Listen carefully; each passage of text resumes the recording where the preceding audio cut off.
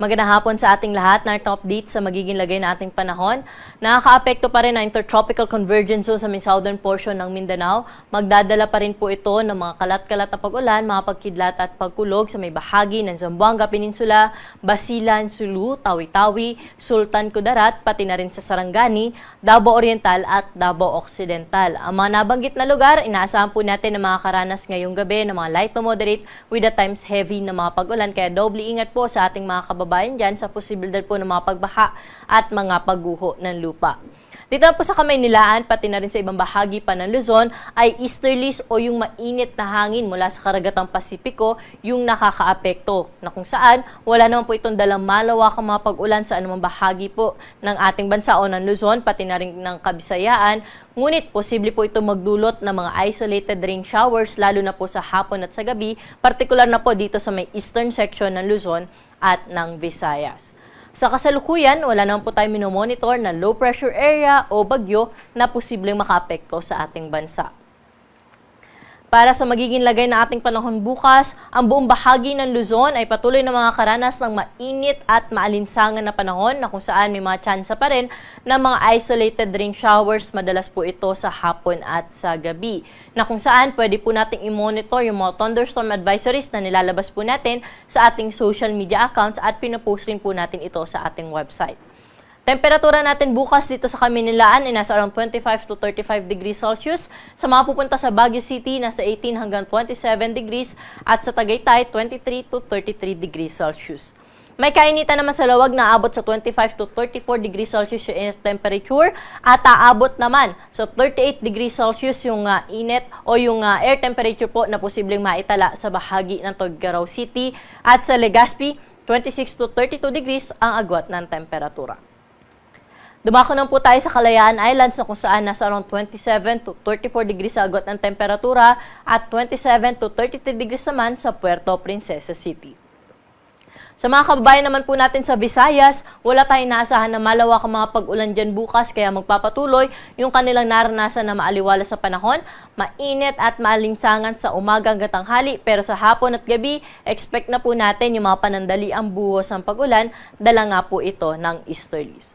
Temperatura natin bukas sa bahagi po ng Cebu ay 27 to 32 degrees, ganun din sa Iloilo, 26 to 32 degrees naman sa bahagi ng Tacloban City. Bukas naman, inaasahan pa rin natin na makakaapekto ang intertropical convergence zone sa may southern portion ng Mindanao, kaya po sa may Basilan, Sulu, Tawi-Tawi, ay ilang parte po ng Sorsogon, pati na rin ng Davao Region, ay makakaranas pa rin po ng mga scattered rains at thunderstorms. Kaya ingat pa rin po sa ating mga kababayan dyan. Pero ang nalalaming bahagi po ng Mindanao, maaliwala sa panahon naman na inaasahan sa umaga hanggang tanghali, pero pagsapit ng hapon at gabi, posible rin po silang makaranas ng mga panandaliang buhos ng pag-ulan. Temperatura natin bukas sa Zamboanga ay 25 to 33 degrees, Cagayan de Oro 25 to 32 degrees Celsius at 26 to 32 degrees din sa bahagi ng Metro Davao.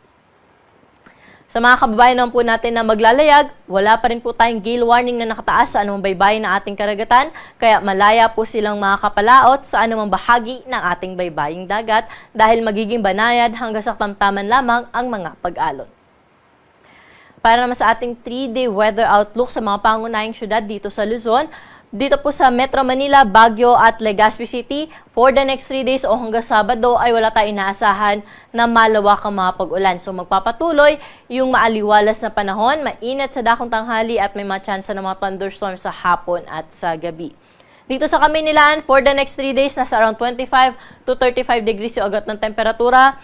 Baguio City, 17 to 27 degrees. Legazpi City, 26 to 33 degrees Celsius. Sa mga pangunahing syudad naman sa Kabisayaan, Metro Cebu, Iloilo at Tacloban City, for the next 3 days ay maapektuhan po sila na easterlies kaya maaliwalas, mainit, maalinsangan na panahon ay inaasahan po natin dyan. May mga chance lang na mga isolated rain showers sa hapon at sa gabi.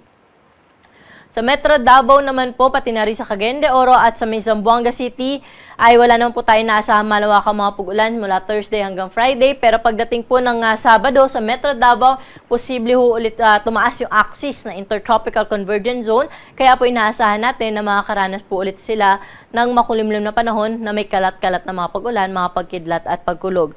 Mataas din po ang chance ng mga thunderstorms sa Cagayan de Oro at Zamboanga City. pagdating po ng Sabado.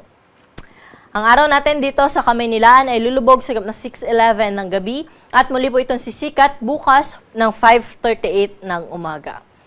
Para sa karagdagang impormasyon, i-like at i-follow kami sa aming social media account sa DOST_Pag-asa at bisitahin ang aming website sa pag-asa.dost.gov.ph. At yung po yung latest dito sa Weather Forecasting Center, ako po si Ana Cloren Horda. Magandang hapon po.